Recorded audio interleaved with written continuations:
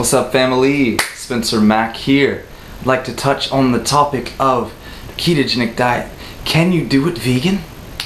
Well, I have been, and I want to say that I find the ketogenic diet is the most beneficial diet when it comes to transitioning into a lifestyle of fasting, which I find to be the best idea ever. The OMAD protocol, any kind of chronic repeated fasting is just the best idea ever, as long as you really get your nutrition on lock. I've adapted my body to eating one meal a day. I fast 23 hours a day. I eat in the evening.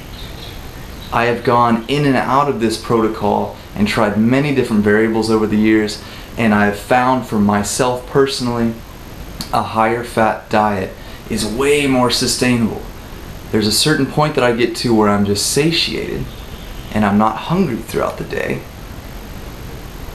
and it's easier to not overeat. My mind is more clear, my body is more at peace. So that being said, it's a difficult thing to do it vegan. The things that you need to supplement. That's where I stand. If you're gonna fast all day like I do, you need to supplement. If you're going to do the ketogenic diet and be a vegan, if you're going to be a vegan, you need to supplement, is my opinion. So, if you really want to drop into it, you really got to do a lot of study. That's what I recommend. And I can only cover so much here, but my focus right now is going to be on the type of fat that you choose when you're doing a vegan ketogenic diet. Alpha Linolenic acid. The omega-3 found in chia seeds, flax seeds, is an ideal fuel source when it comes to a fatty acid. It's actually preferentially directed to the brain, to the skin, to the heart, and it's, because of its structure, easily broken down into ketones, and also makes a preferred medium for our cellular membranes. The longer and more unsaturated the fatty acid, the more flexible it is, the more fluid the membrane of our cells, and we can exchange information, energy, nutrients, toxins more easily in and out of the cell and the plasma. So a balance of omega-3 and omega-6 seems to be very important. Understand, if you're not eating the animal products, you're not getting the most inflammatory omega-6, which is arachidonic acid. That's when that becomes one of the main composers of your cellular membrane. It is more likely to create inflammation and trigger inflammation. So it's important to saturate ourselves in the right fats that will gradually replace this fat. When you continually eat a diet with specific fats in it, your cellular membranes will begin to be composed of that. So it takes time to replace all the membranes in your body, but with consistency, it makes a difference. That being said, one of the best fats to replace arachidonic acid with is EPA, which most people get from fish oils. But understand, if you eat a good amount of omega-3 from chia, flax, hemp, sacha inchi, then you become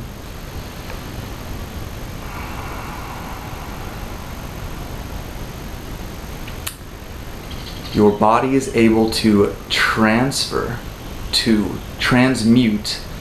ALA into EPA, and then further into DHA. We'll talk about that one later. EPA, we can do a relatively good amount of conversion from ALA to EPA. It's not too difficult for our bodies to do. Semi-difficult. Compared to DHA, it's easy. So the more, if we saturate ourselves in ALA with the proper supportive adjuncts, we have no problem creating enough EPA. And gradually over time, as EPA begins to replace arachidonic acid, we reestablish a healthier cellular membrane. And what's fascinating about the cellular membrane, If you've ever heard of Dr. Bruce Lipton, he's a biologist turned spiritualist after what he found. And what he determined is that the membrane of the cell is actually the brain of the cell. We used to think it was the nucleus, but it's the membrane that senses and receives information from the outside world, and that directly alters the expression of our genetics. So imagine if you have an inflammatory perception of the world, or a stagnant ability to receive or let go of toxic substance, to receive nutritional substances, to exchange energy and information. So when we free up and compose this membrane of more fluid, less inflammatory substances, we start to see more clearly. Things flow more easily. The level of communication within our body mirrors in our life, is what I've experienced. So the inflammation aspect is huge with the omega-6s and getting the right omega-6s in your body. Now,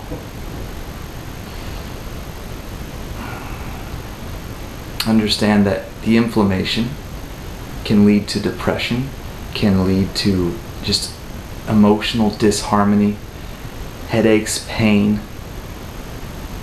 So it's really hard to meditate when you're in a state of inflammation.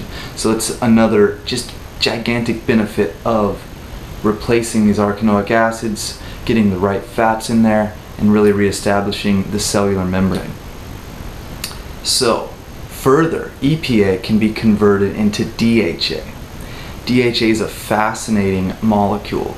It is a very rare substance that our bodies do a great deal of work to preserve and recycle. There are theories that DHA is what helped our brain grow, what helped us to evolve so rapidly. DHA is one of the primary fats in our brain. It's one of the primary fats in our eyes and our heart, as well as our testicles for males. I'm not sure about the females, if it's ovaries or not. But fascinating enough, that's where it collects, in the brain. And that's where it also collects, in the membrane of our cells. And when our cells are made up of a higher percentage DHA, there's less inflammation and there's more efficient communication. When your body becomes more efficient, you don't need as many calories, fasting's easier. You have more energy. So it takes time, it takes patience. You have to consistently be saturating your body in these things for them to replace the old parts. It takes months, set up to 12 months of supplementation with DHA of 1200 milligrams, I believe, led to full saturation in one study. So, EPA, DHA, ALA, these are my favorite fatty acids. One way you can help ALA be converted into DHA is to consume curcumin. Curcumin is the pigment that makes turmeric yellow. They've determined that the consumption of turmeric with ALA increases the amount of DHA. This is in rats, I believe, this study. Black pepper helps with the absorption of curcumin. So maybe you have like hemp seed oil, flaxseed oil, turmeric, black pepper dressing you put on all your food. And if you're going keto, you used to eat a bunch of greens with a bunch of fat on them. That's about where I'm at right now. So that can help with the conversion of ALA to DHA. Furthermore, that conversion is still relatively limited to the amount that I personally would like to saturate myself in. The more that I learn about this element, the more I want to see what it's like to just drink a gallon of it. So I have been supplementing with a product that contains both DHA and another algae sourced compound called astaxanthin. The astaxanthin is the most potent antioxidant we are aware of on the planet. Long-chain polyunsaturated fatty acids are prone to oxidation, so we need to pair them with antioxidants. And it just so happens that these two molecules are found together in krill, is one example, in the ocean, in the Arctic. And the astaxanthin has a profoundly protective effect for the cell and for the fatty acids. It's 100 times more potent an antioxidant than vitamin C.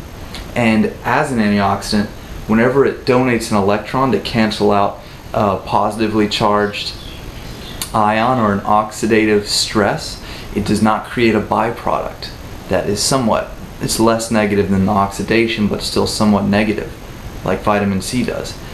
The astaxanthin can cancel out it's up to 19 or 20 different oxidants at a time, it's said, and doesn't create a negative byproduct. So it's perfect to be paired with DHA. It's mimicking nature. So I've been saturating myself in that, and I've actually gone as far to become an affiliate with the company because I love their product so much. I want to share it and spread it, and I know I'm going to be drinking a lot of it. So I'm also good friends with the creators of it. I've spoke a little bit about it before. Symbiotica is the name of the product, and it's an algae source DHA, so it's a vegan DHA. And so that's another fat that I'm really conscious to intake a lot of currently, being ketogenic, being vegan. Okay, so what do I actually eat? Right now, I get a bunch of greens, because if you're gonna go keto, you have to get your potassium. Potassium, selenium are just a couple of the things, two of the main things you really gotta watch for. So, because your body starts dumping salt whenever you drop the carbs. So, I consume a bunch of greens. I put them in a slow cooker, pressure cooker, and put coconut milk in there and let it simmer. I may eat some amaranth, some poi, which is a tuber. I do not do that extreme of a ketogenic restriction right now. I have gone all in, but right now I do perfect when I'm around 100, 150 grams of carbs, depending on how much I've been training. So, what's cool about that, when you fast all day, when your body's adapted, when you take these things in a most absorbable format with the right spices, and you're eating consistently so your digestion is strong, boom! I wake up 6:30 in the morning, my ketones are 3.6. That's pretty high. You're pretty amped on ketones. It makes your mind sharp and clear. It helps your energy be more stable. Makes it way easier to fast. And if you're looking for a golden supplement, fasting. There's nothing better. Fasting. Fasting combined with precision nutrition is gold. So that's what I'm working on, my friends. And since I was buying a lot of oils are my main source of calories. I was buying a lot of sacha inchi oil or hemp or flax or chia, and it was expensive. So I actually ended up just buying an oil press. It's like 300 bucks. Put a bunch of seeds through it, press a bunch of oil. I've already paid it off in what it would have cost me. So I press chia and flax most frequently. No, I have no fear about an estrogenic response to flax. I've read epic studies on it, and it's a very wonderful thing. Phytoestrogens is a whole nother topic I'd like to dive into. So those are my main fats. So I'll steam, pressure cook a whole bunch of greens. Just go liberal. You've been fasting all day. And I might put some amaranth in there, which is a low carb, high protein grain, and a lot of spices. And I let it simmer. Oh, apple cider vinegar, key to digestion, stimulating and building more acid, and also helps to mute hunger, helps you get full faster. So I mix all that in a pot. Then I might make a dressing with that oil, or just pour the oil in there.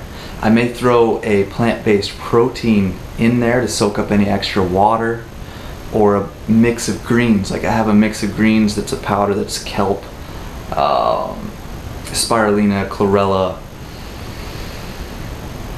barley grass, wheatgrass, and I take a big scoop of that, and if I didn't throw that in my elixir already, I throw it in my meal and mix it up real good. Oh, and natto. I've been throwing natto, which is a fermented soybean in there. Has epic enzymes, vitamin K2, which is also vital. Throw all that in there, boom, and you drink that, eat that after your elixir. And satiation. The game is to figure out how to make it so you're actually not having to fight against this hunger. A lot of it is patience, a lot of it is eating consistently, a lot of it is finding out what your genetics like the most. So patience, and just keep trying and track metrics so you know really what works for you. Precision will save you a lot of time. And patience. I'm talking to myself, I know. So, that's it. Vegan, ketogenic diet. You gotta eat a ton of greens. That's the only way that you're ever gonna get enough potassium. I found that out the hard way and became very deficient in potassium. Extreme lethargy, cramping, holding on the water weight. It was intense. Eating a lot of greens, like a lot, will help you out with that. When you cook them down, steam them, especially if it's in like a pressure cooker, or you're gonna consume the water that's with it, then you keep a majority, if not all, the nutrients. You may lose some enzymes. I'm not worried about it. I'm not trying to be raw. To each their own. So, that's where I get my fats from. That's where I get my fuels. Learn how to make really good dressings with those oils. Remember, there's going to be black pepper in there. There's going to be turmeric to boost the conversion to EPA and DHA.